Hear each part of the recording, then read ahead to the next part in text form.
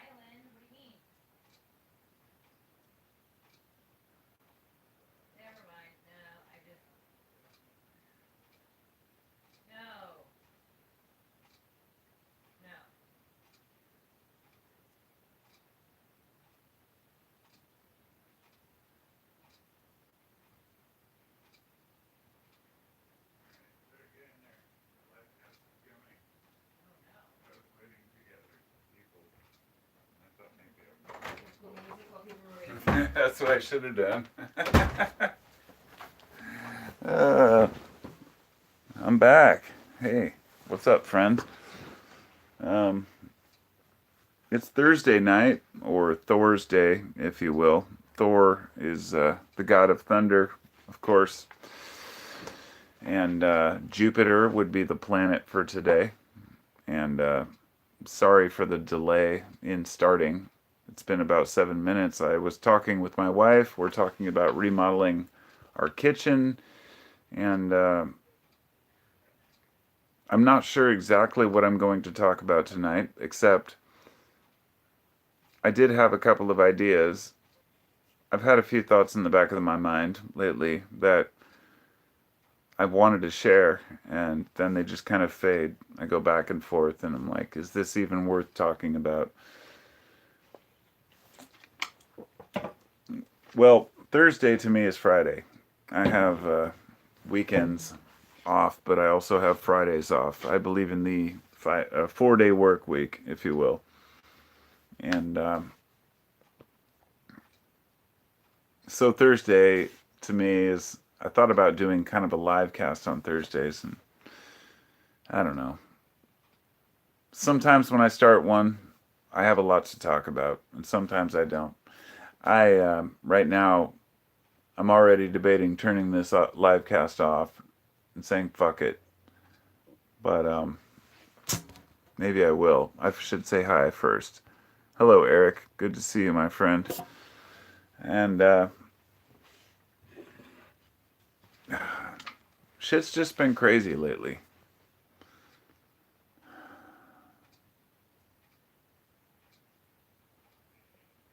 I've done a lot of weighing of options for my personal life.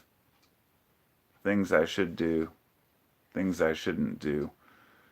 Whether I should move forward with some of my goals and dreams and ideas that I want to pursue in my life as an individual.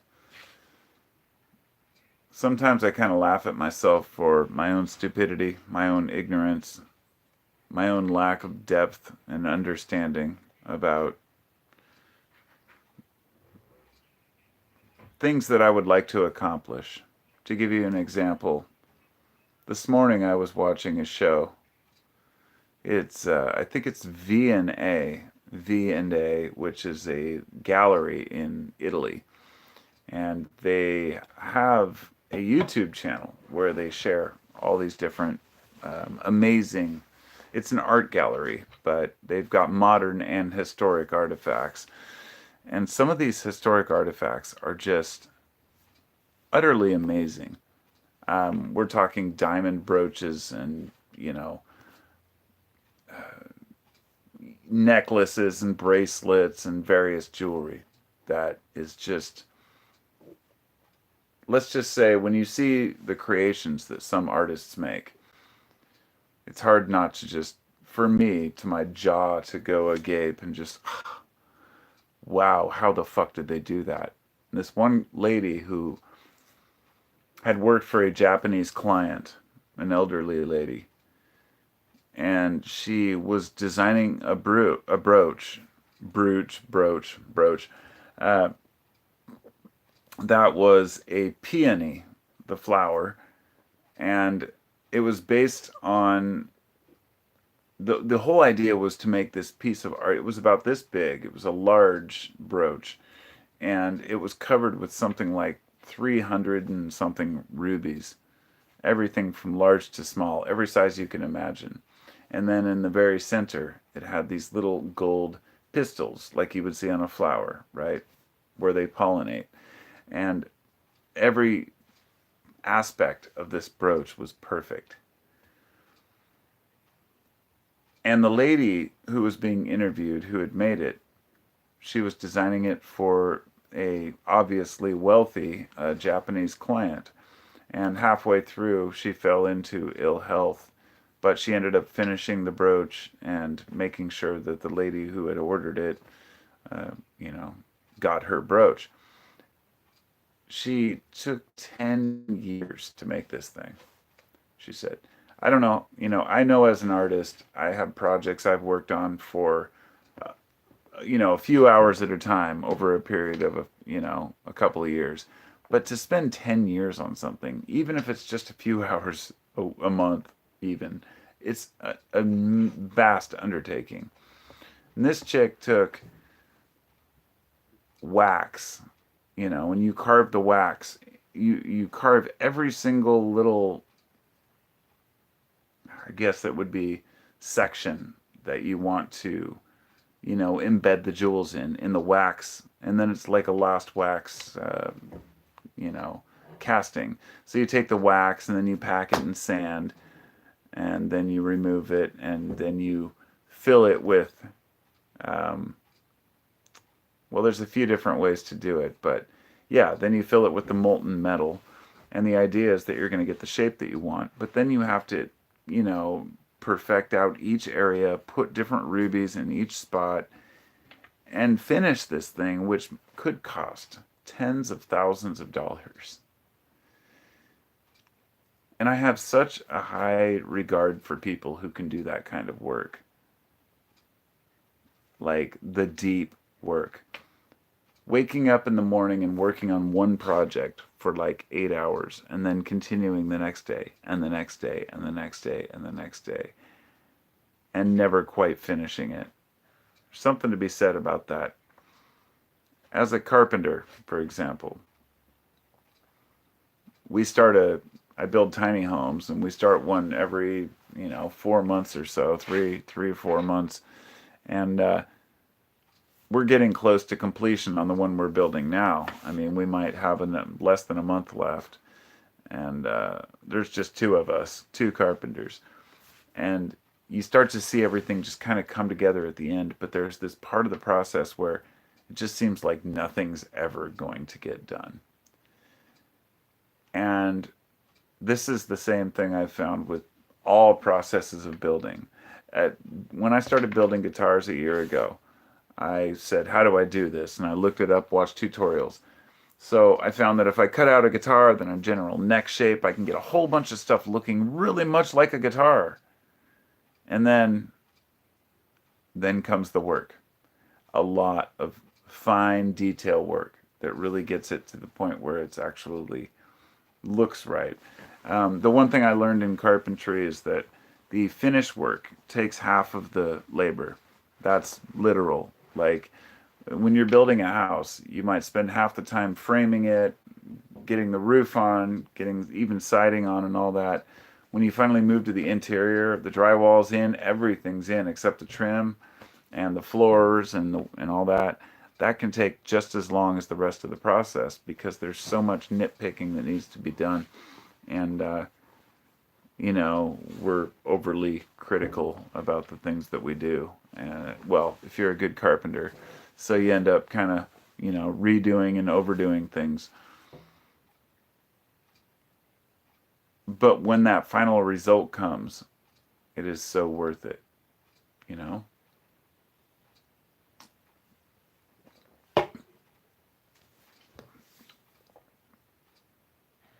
I'm almost, well, I'm 47, and I was going to say I'm almost 50.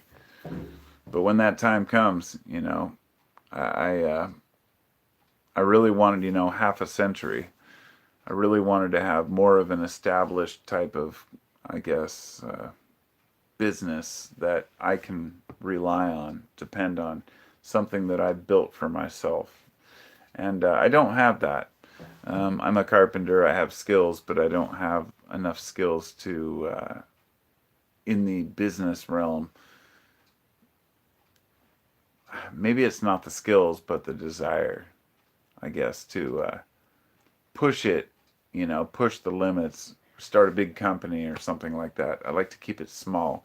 I always want to be able to do the work myself. And the hardest thing with doing the work yourself is that you never quite get paid what you're worth unless you charge what you're worth. And what I've found is that I generally don't charge what I'm worth.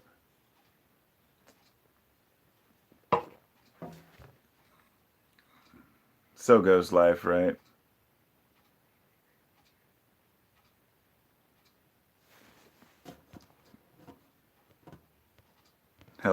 HRC, and hello, Adam S. Good to see you. He says, "Good evening, Carpo the Carpenter." Oh, that's funny. You know, I was joking the other day about being named Joshua, which is like Josua, or it's, like another version of Jesus. Somebody said, they're like, "Your name is Jesus, and you've got long blonde hair, and you're a carpenter." Like, it's like there's so many long-haired carpenters named Josh out there, and we're all equally confused human beings. Well, anyway, I thought that if I started a live cast, I would get the flow going, and I'm just not feeling it. So I'm going to be brutally honest. I'm going to cut this one short probably. I don't really have anything to talk about. I mean, a lot of topics that are on my mind, but it's hard to know what's, I guess, priority. I've had quite a few discussions lately with my friends about various things, politics and healthcare and everything else, and it's like those things are just too much, you know? I don't like to talk about the controversial shit, and it doesn't really serve me well. So, I'm gonna take a bong hit real quick and see if that maybe boosts up my mood.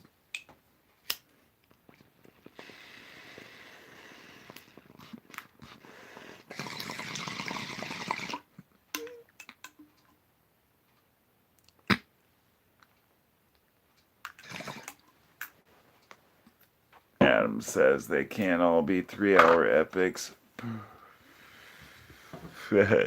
Straight up, man. How do you try?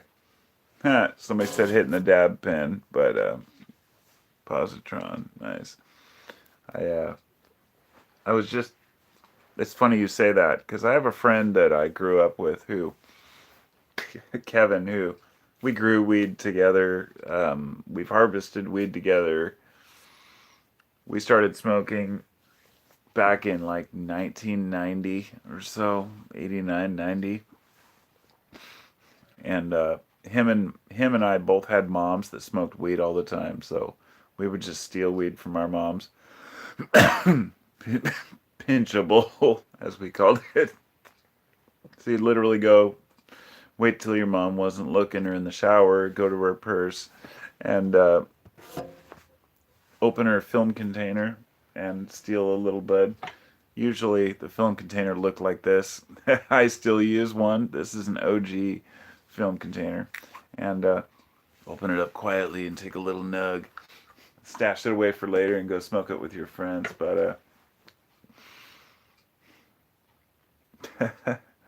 yeah, that's funny. Anyway, that buddy Kevin of mine, we've both grown weed a lot. We've both smoked a lot of weed. And the other day, I sent him a picture of my dab pen. It's just like your little standard battery, you know, stainless steel battery, thin battery thing with a little dab pen on it, right? Just the little tips you buy. They're like 25 to 35 bucks at the weed store. And it's like a gram of hash oil. You put it on, screw it on the thing, you're good to go. I mean, they're phenomenal for travel. They're phenomenal for going to concerts. I really love those little dab pens for just smoking on the go. I can just carry it in my pocket at work and just hit it when I want. But they have their downsides too. I prefer smoking weed, cannabis, and my friends and I all smoke flower. But my buddy the other day, he mentioned something about those pens, and I sent him a picture. And I was like, "Yeah, I always got mine with me." And he's like, "Where do you get those?" He's like, "What kind do you ask for? Do they come with the battery?" Like, literally, this dude's been smoking weed since '90. I guess that doesn't matter because it's only been like 10 years since they've had these things available. But I mean, in 30 years, he's still never bought just a standard weed pen, which is no fault of his. I mean, he's got weed. He doesn't care. But that was the funny thing. He's like, where do I get these things? And he bought one, and he was like, why is the battery, why is the light red and then it's green? He's like, I swear it was blue. And then he sent me this text today saying that I guess he hit it a few times, the button, and it changes the temperature and all that. And it's just funny to live in a technical cannabis age where you smoke weed through a device that's literally disposable. Um, it's pretty crazy, honestly. I mean, anybody who smokes pot today who's under 30 probably, doesn't even, that's just what they know, or under 20, but if you smoked pot back in the 90s, you remember how hard it was to find a really good, dealer that would come to your house and deliver cannabis for you. And these days, they just want you to tip them at the weed store, which is weird to me. I was like, a tip used to be sitting and talking to the dealer for 10 minutes because you were his only friend. And he'd come and he'd hang out with you, and you'd be like, I just wanted an eighth, dude. A lot of memories come back from those days, I gotta say. Yeah. Adam. That's funny. You thought weed. Yeah, it smells like my mom's cigarettes. Yeah, it's funny because when my oldest son, he's 27 now. I guess almost 28. Maybe he is 28. Shit. No. Yeah, he's 28. Holy fuck. My oldest son is 28, and I remember the day that his mom and I told him that we smoked pot. And I think he must have been like 16, 17. And we're like, well, yeah, we smoke weed. And the look on his face, dude, was priceless. I mean, I thought at least, that he was fully aware that we smoked pot. It smelled like weed in the house all the time. We were always smoking weed. And the look on his face was like, you guys smoke pot? And I realized at that point, I'm giving away my secrets. He knows too much. Oh, man.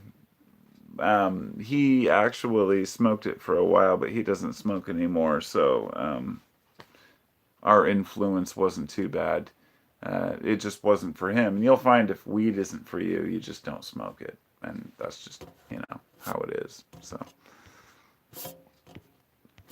I'm flipping through the comments. Sorry.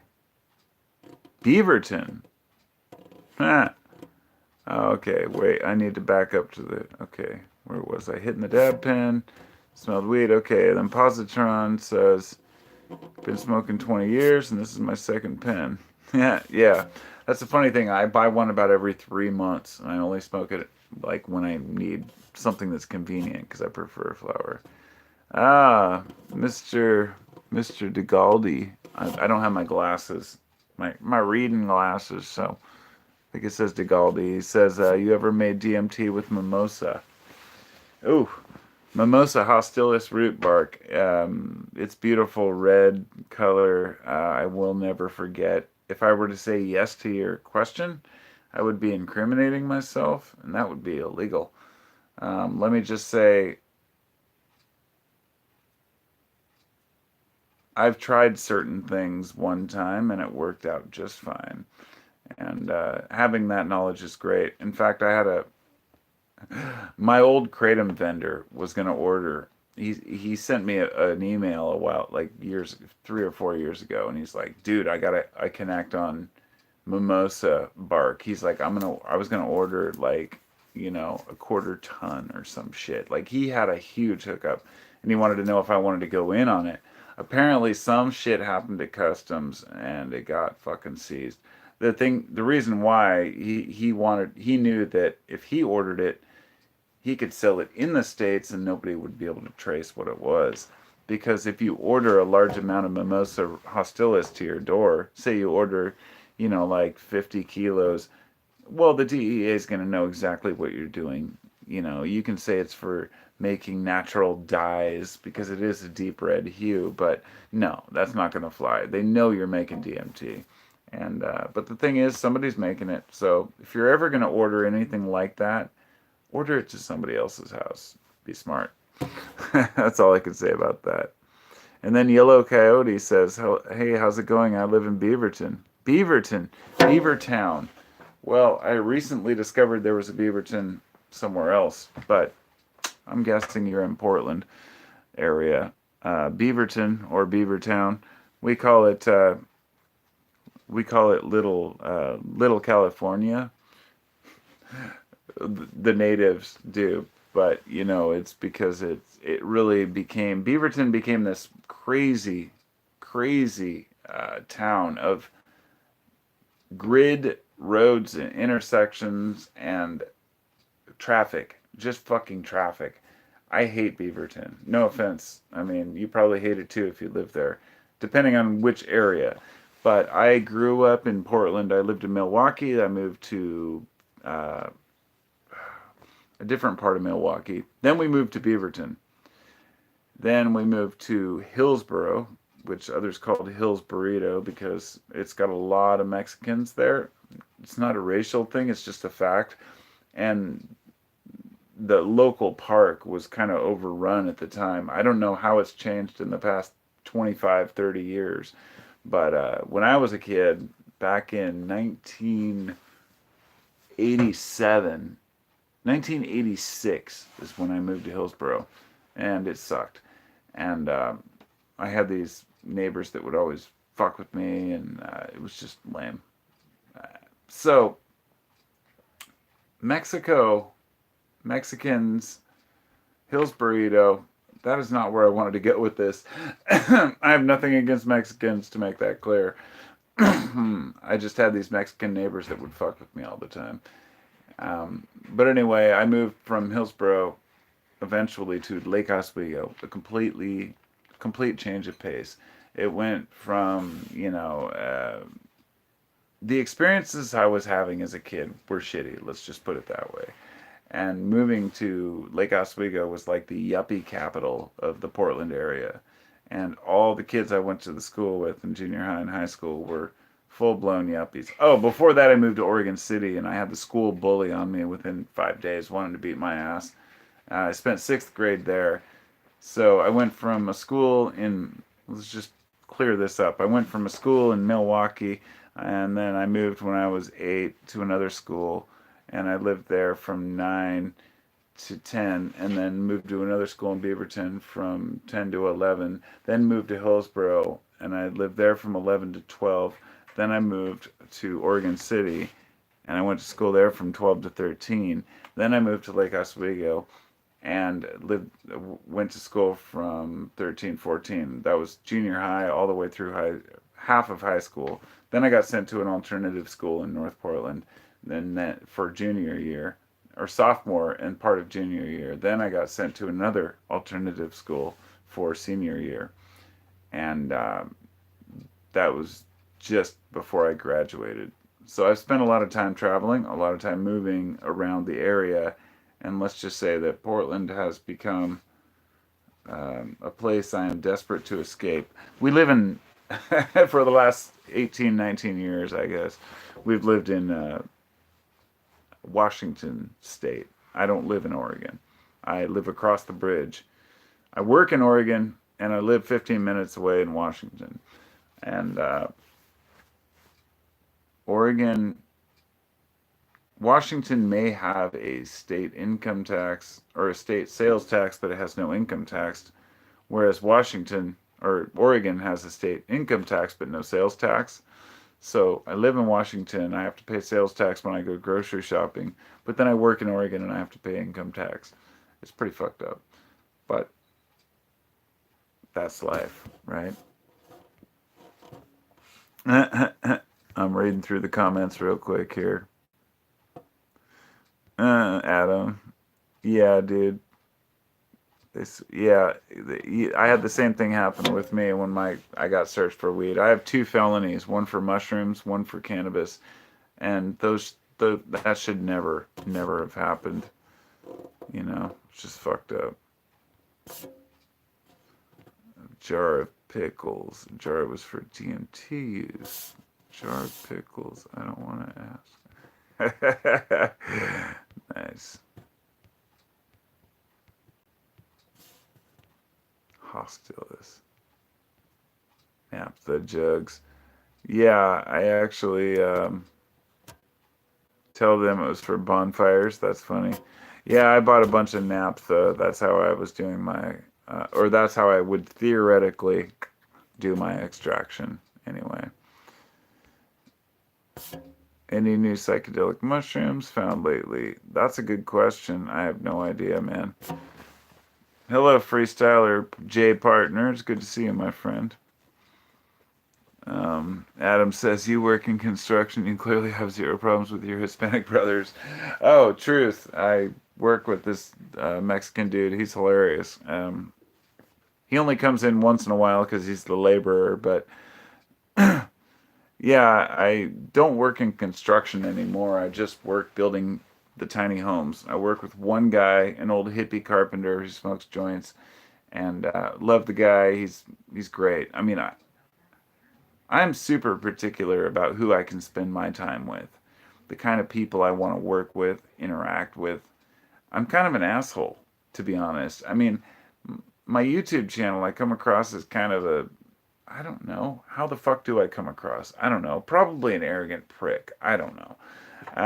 I guess if I was more of an outgoing, like, in your face, kind of like friendly dude, maybe, and had a bunch of, flashy bullshit content on my channel, then I could probably pull in a lot more views, but that's not what this is about. You all know that.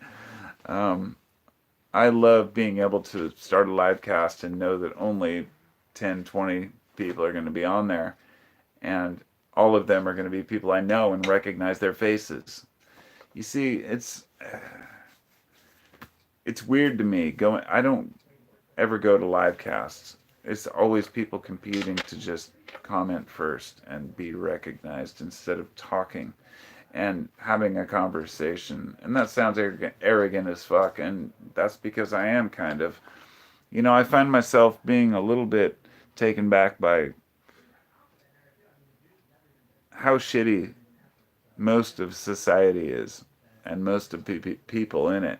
But at the same time, I have this love for people, and it's I'm really torn. I'm really torn on how I feel about people and about life in general. Not my life, but just living in this modern day. I feel trapped. I feel like I'm forced to perform for not perform like making videos, perform in life for the sake of fitting in. And I don't mean work. I had this conversation earlier about socialism and healthcare and all this with a couple of my friends. One who is very far right and one who is very far left, and I agreed and disagreed with both of them regarding different presidents and policies and what we need. But it was really down to the fact that we need to take care of each other, and being cynical is kind of a defensive mechanism, but it doesn't mean that you don't care, I guess. That we do care about each other. Then I believe and trust that most people give a shit about one another. That most people have a good understanding of what people need. Even though, and this is key, we might not always be able to express it. I shouldn't say we might not. We never are able to express it. You know what I'm talking about. That feeling that you have deep down inside your heart that sometimes you just think, I get this. I understand this situation with this person, this relationship, whatever it might be. And yet you just can't explain it. You can't put it into words. I consider myself a fucking wordsmith a lot of the time. That's arrogant, fine. But I like to put things together. Every video I do is off the top of my head. You all know I don't do jump cuts. I don't do edits. And I don't do any type of self-censoring. And other than what I do or don't say. But I don't censor. And especially, I don't write a script. So many YouTube videos. Most YouTube videos are scripted. I mean, even some of the ones that you would have no idea are scripted. There's somebody reading from a page behind the counter. And it's fine. And honestly, I should do that more often because it means that I'm putting in more effort and I'm saying this is the most important factor of what I want to say. But I feel that so much is missed when we try to simplify things into a page, a format.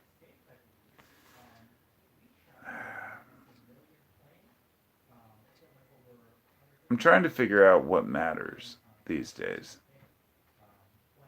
There are the things that we all know matter: family, friends, connections.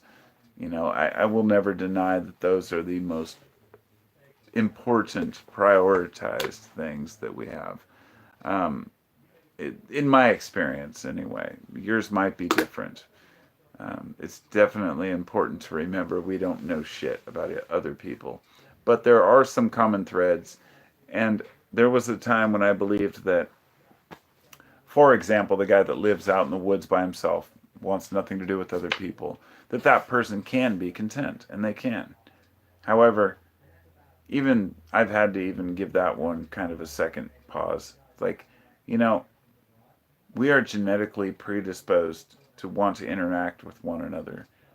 I may be extremely shy around certain people, but when you get me going, man, I'll talk for hours. Which you might not realize that when I talk to the camera, I'm talking to myself. I'm talking to you. But when I go out in public and get into a big group, I might be a little withdrawn for a minute. But I mean, I guess maybe I just kind of make that up because I actually. It's funny. I went into the vape store today to get some vape juice, and I was buying from one guy on one side. They have two checkouts on either side of the store, and I was buying, and I was like, "It smells like weed." I was like, "Oh shit!" And he's like, the clerk's like, "It ain't me." And I was like, well, "Fuck, it ain't me. I don't have anything on me." And I was like, turn around, and I was like, "It's that guy that smells like weed." It was some other dude behind me buying some vape juice at the counter. And I could tell he didn't even halfway turn around. He just felt really weird about me saying that. And all at once, I just started laughing. Like it was this moment of realizing just how emboldened I am with other people. Like I care about other people's, I don't know. It's hard to explain. I have no problem speaking out in public, and therefore I find maybe I'm not such a soft-spoken guy. Maybe I'm not as withdrawn as I thought, because I'm actually a introvert, but I'm also an extrovert. And like I made a whole podcast about this the other day. God, I hope I uploaded it. But between introvert and extrovert, there's ambivert. That means you're both. And like 95% of people are ambiverts. Sometimes you're social. When you're around people you don't know, you're not. When you're around people you don't know, you might be quiet. But when you get to know them, you can be loud pretty quick. There's a symptom of this. I've never explained this. It's always been something I wanted to mention. And I think this is very crucial to being a human, to understand this simple concept. When you're sitting in traffic trying to get home and there's a traffic jam and you're going home from work, there might be people honking, there might be people cutting each other off, flipping each other off, right? People are generally frustrated. If you've ever been to Bonnaroo or a huge music festival, for any large music festival, a Dead show, or for example, going to the Eclipse Festival, which we did down in Oregon, it took us like 12 hours to get 12 miles. I'm not shitting you. We would inch forward, inch forward. The thing is, a traffic jam, your frustration relating to that traffic jam depends on the people that you're around. And everybody, when you're going to a concert, going to a festival, they're all there for the same reason. So generally, say Burning Man, anything like that. People are sitting in line, they're waiting forever, but they're being respectful. They're being orderly, and they're sitting out of their cars, they're having a good time because they're there for a good time. That changes the whole mood of the situation. And my point of that is just how sad it is that we can't put that mentality into our heads all the time. That, hey, I'm driving on the road with these other people. They're all trying to get to where they're going too. And we're all in this together. Let's work together. There's this opposition that forms when you're in a steel box. It's weird. Or a plastic box, depending on what kind of car you drive. Yeah, there's some pretty shitty cars out there. But anyway, I don't know. That's something that I've always had in the back of my mind. I've wanted to share. Something I think about regularly when I'm driving in traffic and I get frustrated. Some mornings, because I drive the same route to work every day, down to, Mill Plain Boulevard, 205 across the Glen Jackson Bridge. It's a long bridge, mind you. It has several pillars. It goes over an island, and it's 4 miles, something like 3 or 4 miles across the river. It's a very wide stretch of the Columbia River, and then I take 84 and I go east, and I travel out and go to Troutdale area, which is where I work. And I got distracted. My kid came out here. Uh,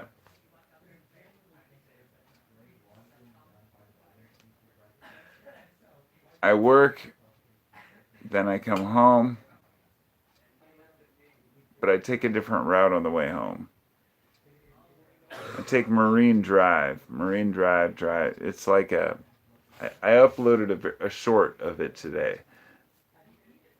Pretty much the road kind of rides along the edge of the Columbia River.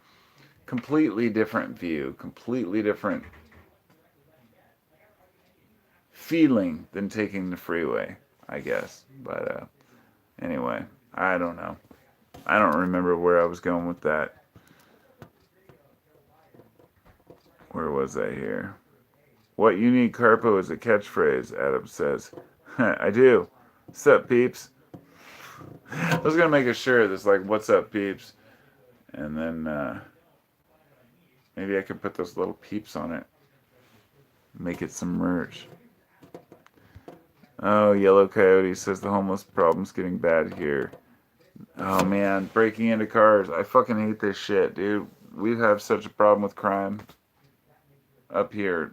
Car break-ins have like doubled in Washington. It's horrible. And I actually have a kill switch on my car, which if anybody wants to know how to do that, it's you need to mount a kill switch to your fuel pump so nobody can fire your car up. You can do one to your battery or ignition, but then the car won't turn over. But if you put it on your fuel pump, they get in your car and they try to turn it over, it'll just keep turning over, and you'll hear your car. You'll hear them trying to steal it, and that'll freak them out and they'll take off. At least that's what my hopes are. Hello, Seeker of Truths. Mr. Gigaldi says, have you lost any friends who died under the influence of a psychedelic? No, absolutely not. No. It would be the other drugs, right? Adam says it's awkward being the tall guy. Yeah, I'm 6'3". I get it.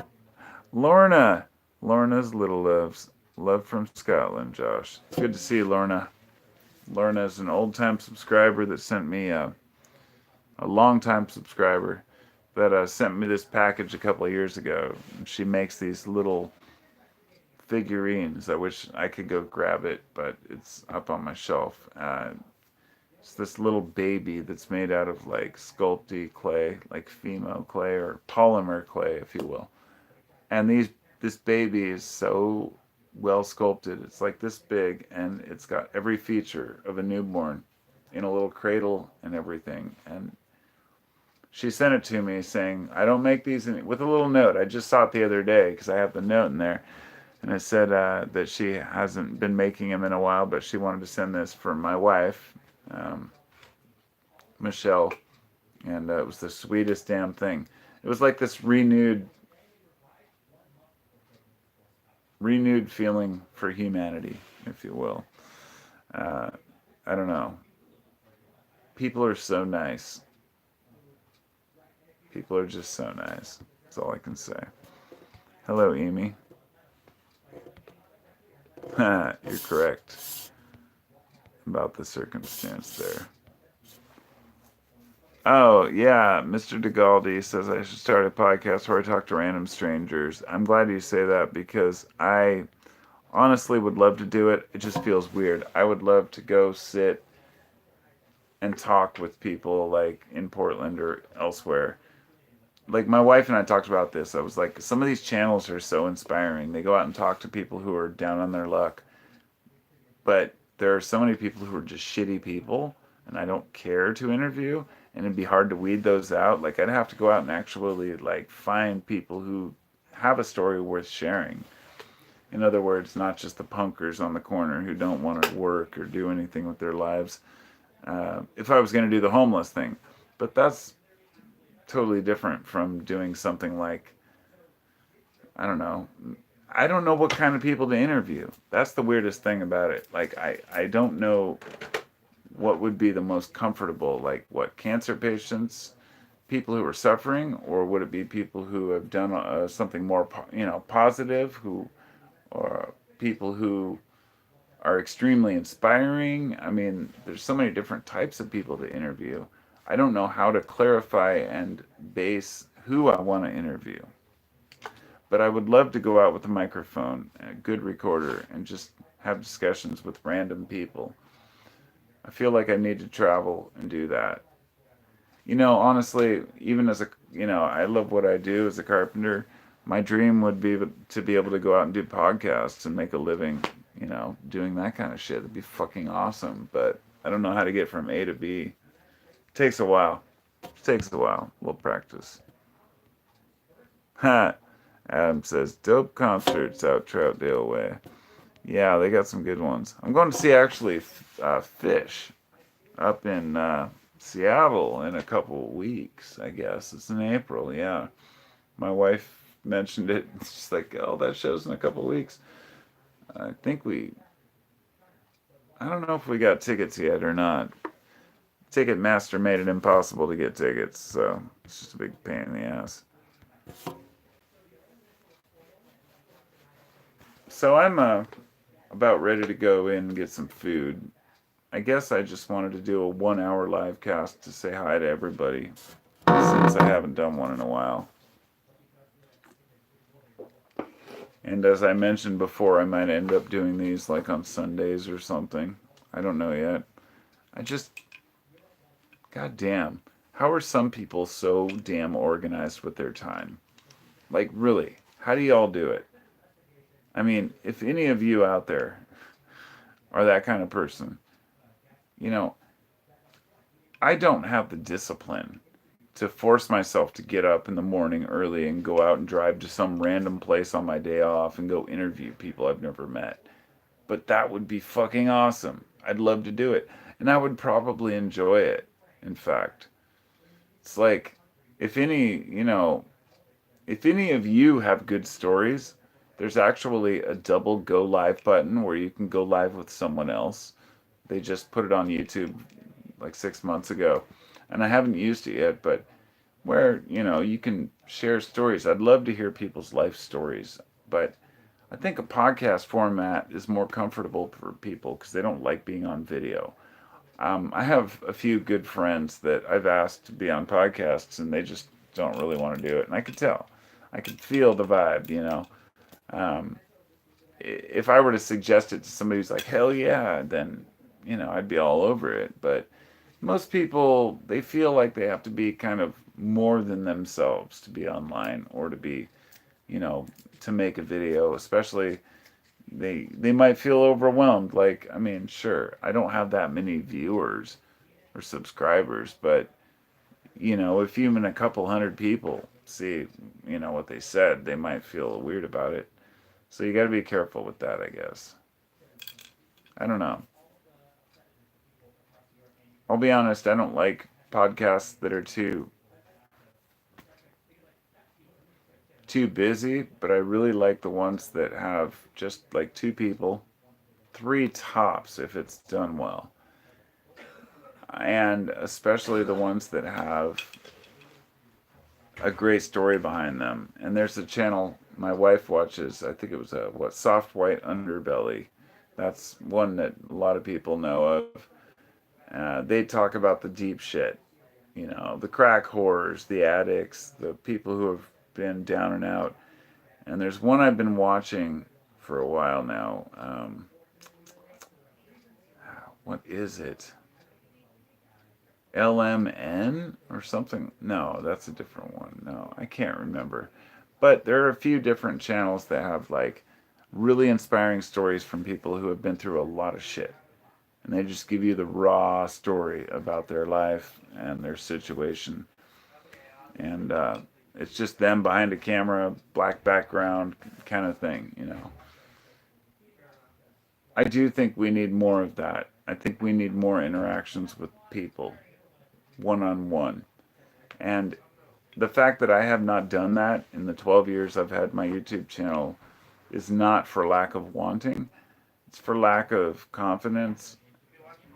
And there's part of me that says, that knows nobody I know wants to do it, but another part that says, why would some stranger want to be on a random YouTube channel that doesn't have that many subscribers? That sounds weird, maybe.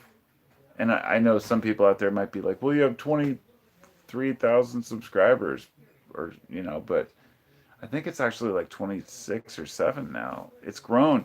It's weird. My YouTube channel stagnated for like a year. I was losing subscribers as YouTube did kind of their weird purge thing. But even at the best times, I was only getting like a subscriber or two a day. And now it went from like 35 to 50 a month to gaining like 300 new subscribers a month. I don't know how that's happening. It's crazy. Like, I haven't changed anything on my channel. I haven't started editing or anything more.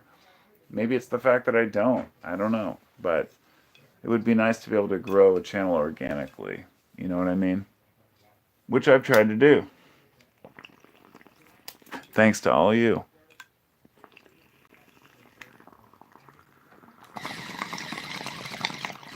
Some of you probably know me better than I know myself.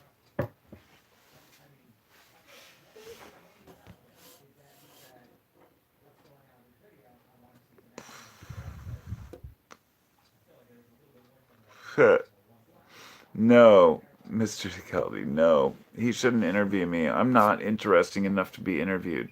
I'm talking about interviewing other people. I'm really, really not, you know, yeah.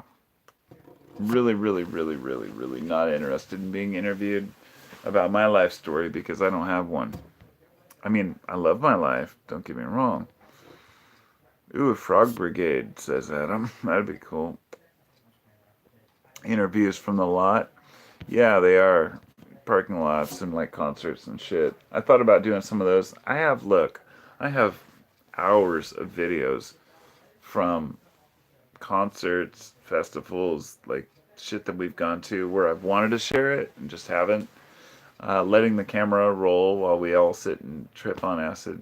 People are walking by and dudes selling nitrous on the corner right next to us. Like, I've got so much of that I just didn't know what to do with, and it ended up building up into like, 5 terabytes of just random videos. And I'd love to share them sometime, but I can't because I feel kind of masked by, oh God, you guys don't have COVID, do you?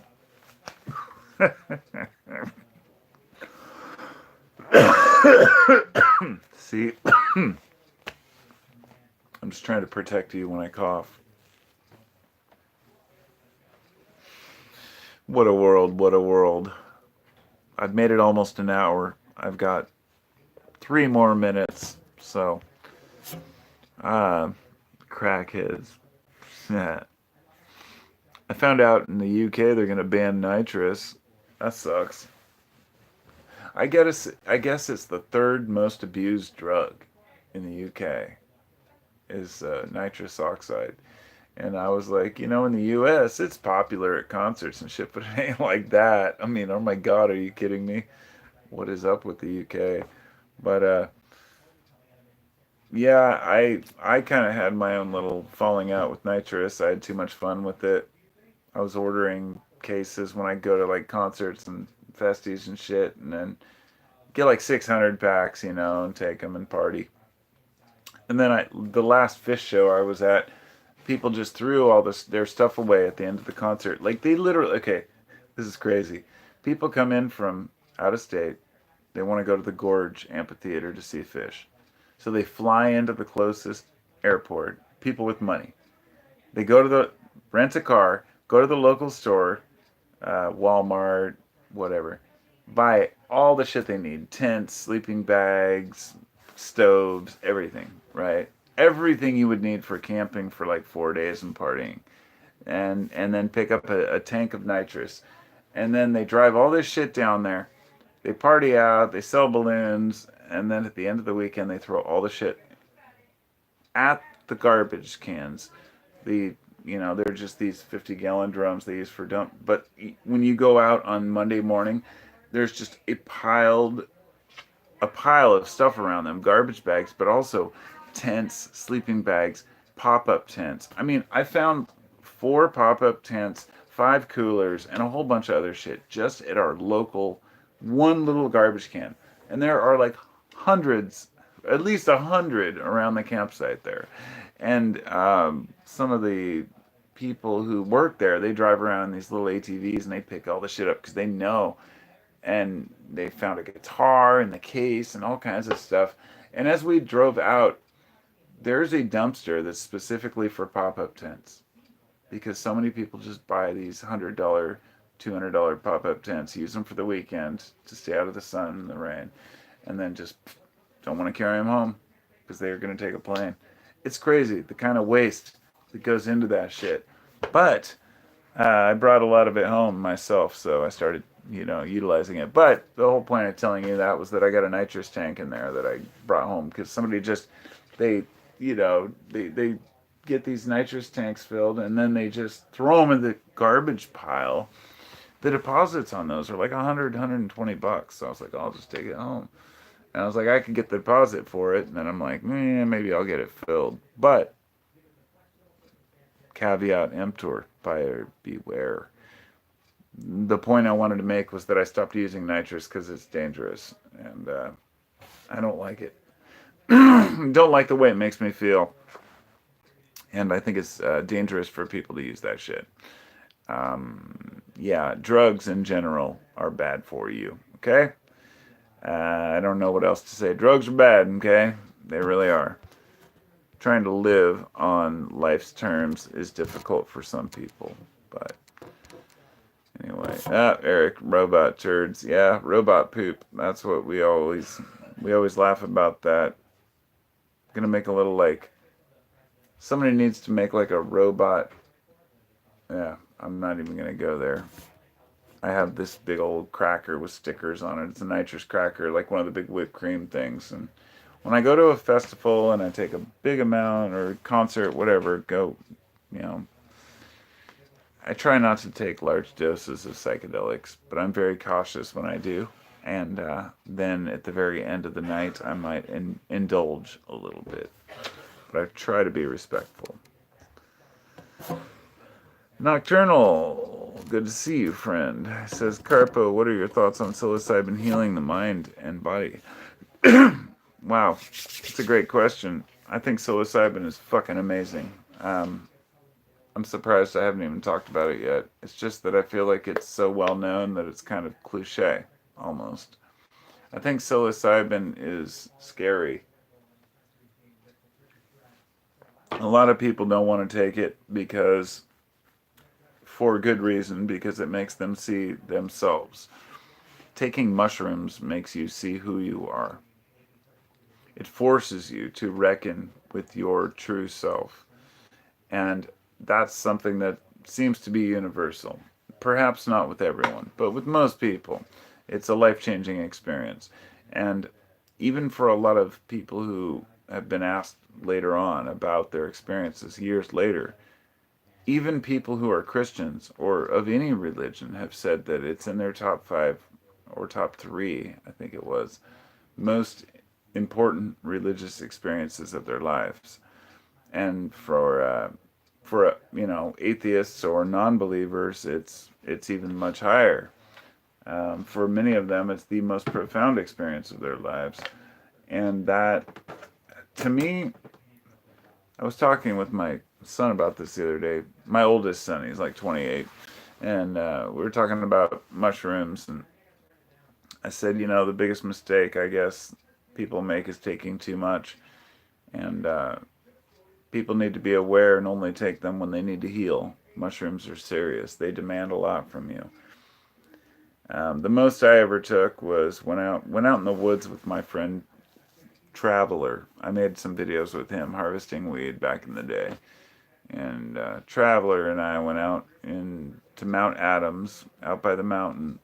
Went down by this place called Panther Creek, laid out our sleeping bags, had a little fire, had a couple beers, and then as the fire was fading, we started eating mushrooms from this bag he had.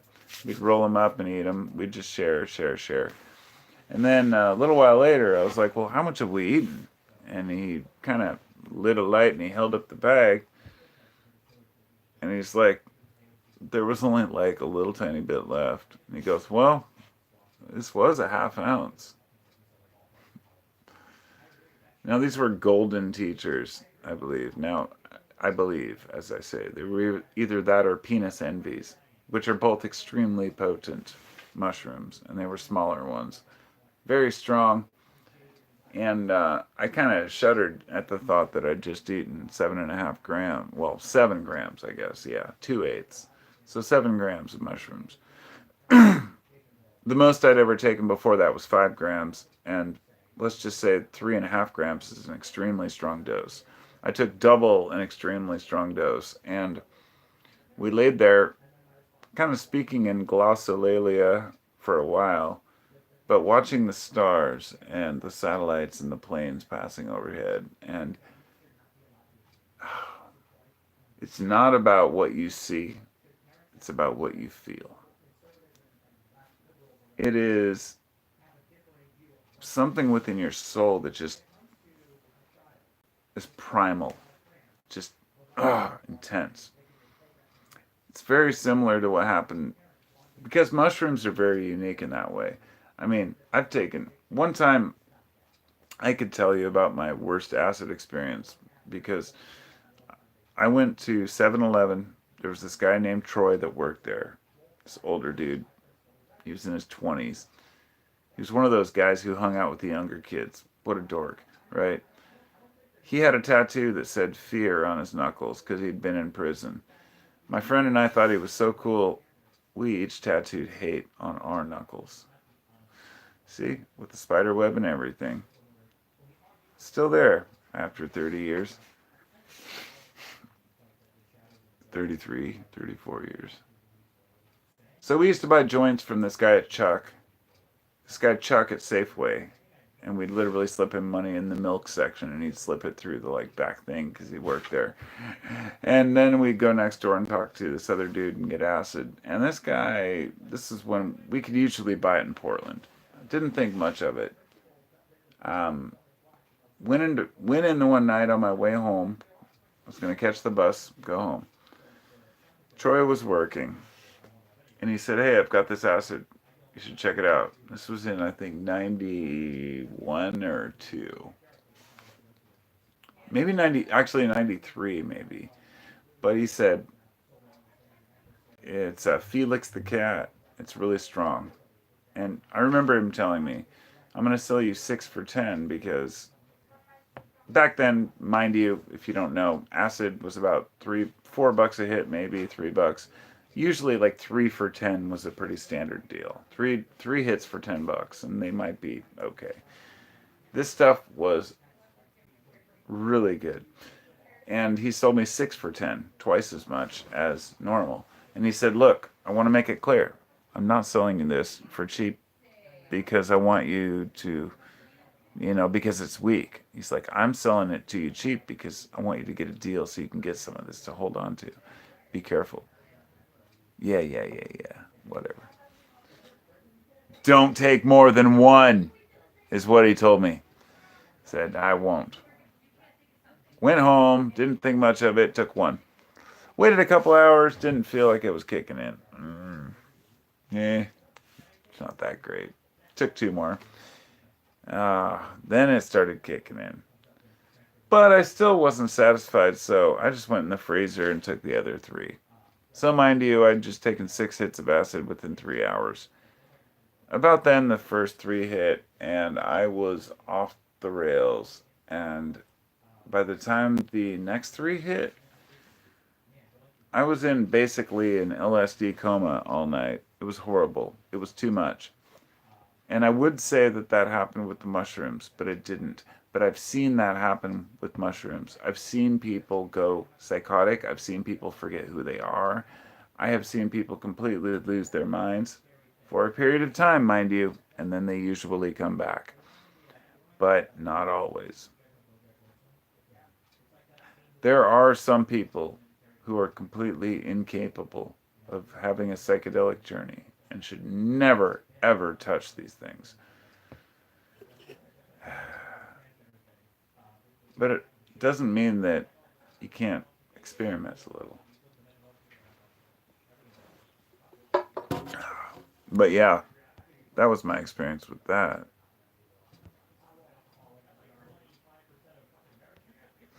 Mushrooms become dark. Different strains of mushrooms. No, I haven't. Well, no. The thing is, I don't think that different strains of mushrooms matter um, as much as different states of mind. In other words, like, yes, you're going to have different effects from different mushrooms, but yes, especially if you take wood loving mushrooms, like mushroom paralysis is common with wood loving mushrooms, which grow on the Oregon coast. We have azurescens. I have a few of those. I've taken them and I couldn't move, but I could still move enough to like function. Some people get like paralysis for like 12 hours, seriously, can't move their legs because they take like 3 or 4 grams. I took 1 gram of azurescens that I dried myself, that I picked myself. In fact, I'd picked them from my yard because I brought back some mycelium and harvested it. It took like 3 years for it to grow anything, but got those, mixed them with some other ones, and ate like a gram. I was out of it. Like that shit is strong. Those are considered the most potent mushrooms. But the more you dry them and the less moisture content, then the more potent they are, of course. And also, how big are they? Where did they grow? What environment? And when were they harvested? So many different things to consider. So, all you can do is really just eat mushrooms and hope for the best. They're not as easily like dosable as acid, which, for example, you can buy a sheet of acid and leave it for years in your freezer and just take it when you need it. And that's the best way. I tried buying a vials, like liquid vials. I thought that would be so cool. And I've been through two of them and they ended up just getting depleted. In fact, the last one I had, a bunch evaporated off, whatever it was, water, or whatever the diluting shit was. And so when I gave a bunch to my friends, a couple drops here and there at a dead show, it had like a mini dropper in it. I put like 4 drops on my hand, but I think I put too much on, and it was super concentrated. So I just kind of took extra, and I tripped so hard. I was laying on the side of the hill, just melting as the music played, and I was like, it may sound fun to some people, but I don't like taking that much. I think that's too much. Uh, yeah, I think it's better for people to control their substances.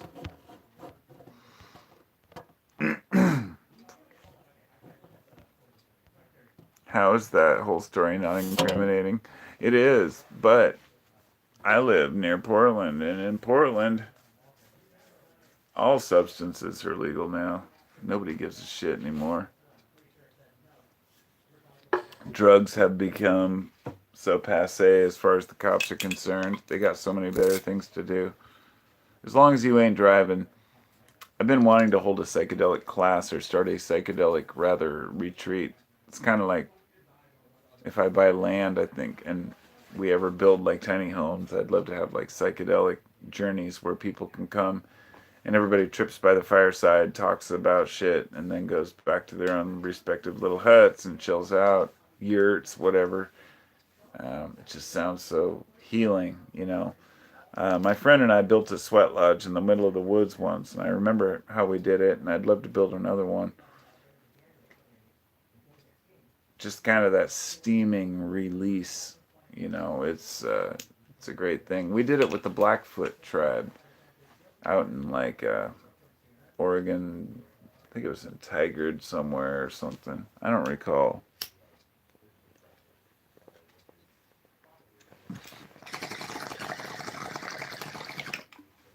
Binger.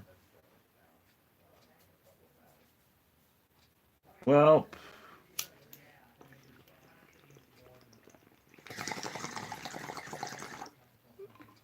last of the OG Bong Hit YouTube channels, man. But I'm actually out of cannabis too. It's a perfect time to part ways with you all. Because my wife's home and I should go hang out and chill with my fam. And it's getting late. I think we should do a psychedelic live cast and just talk about psychedelics. People have a lot of questions about them, and I have so many different opinions and facts as well about how psychedelics should or should not be used, but also which types affect different us in different ways. You know, I've done mescaline, DMT. There's a couple different forms of DMT, of course.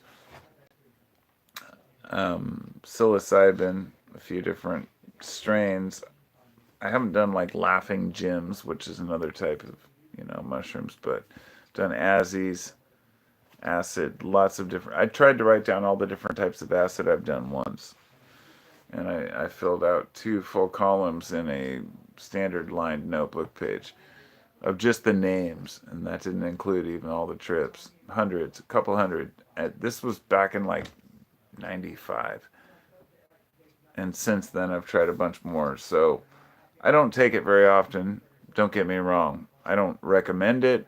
I kind of, you know, uh, I'm trying to be cautious about what I say about these things, but I think that anything dealt with responsibly can be a benefit to people's psyche.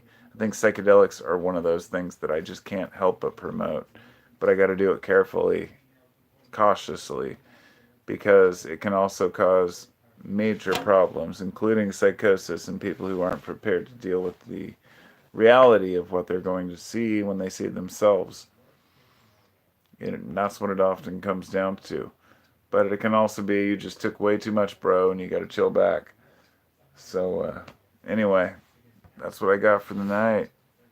Don't ever call me a cult leader, bro. I am not a cult leader. Come on now. No. Y'all praise me. Anyway, you know, look into the light. Look into the crystal bracelet. I think psychedelic therapy is an amazing thing that we're going to see a lot more of coming up in the future. I mean, could you do something like that live? Like, could you do a live cast taking mushrooms with other people? Or like some sort of a private group chat? I've never even thought about that. I'm sure people have done mushroom trips on fucking Zoom with like other people. That's cool. That's a cool idea. I don't like seeing screens myself. I'm talking for people who, you know, can't get out and can't interact with other folks. I personally like to be in a nice, quiet, dark room with candlelight. Hopefully, some sort of a current that makes the candle flicker so it makes some weird shadow on the wall. And Pink Floyd cranked at full blast, playing the wall. That's my trip. Anyway, I'll see y'all next time, and maybe I'll do another one on Sunday. I appreciate you all. Peace out.